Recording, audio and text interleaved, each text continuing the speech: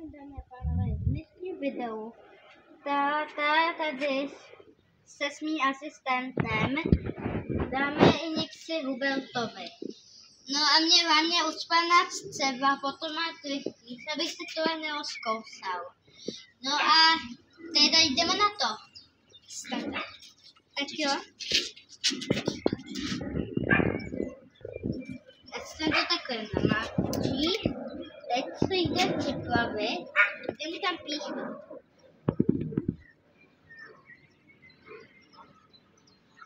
Už jsme tam teda píchnout. A toho je teda konec videa. Ale ještě ho neukončíme, ať si ukážu, jak se dělá apel. Tady do klavice po míče. A tady máte míče. Jste asistente. Tak jo, budeš házet asistente. Asistent to takhle bude házet. Teď to hodím na asistenta.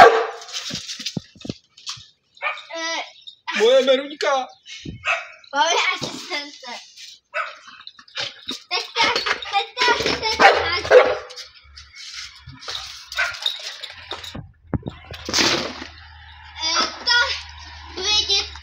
Vidět, tohle ten pes dělá občas.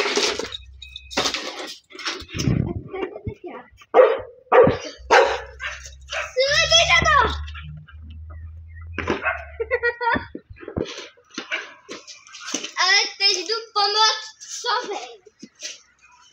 No teď to zvládnu. Teď ty asistente. Tak naposled, jo? Ještě ne naposledy.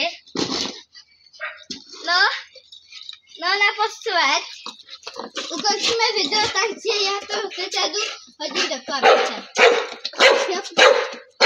Takže hodíme to oba dva.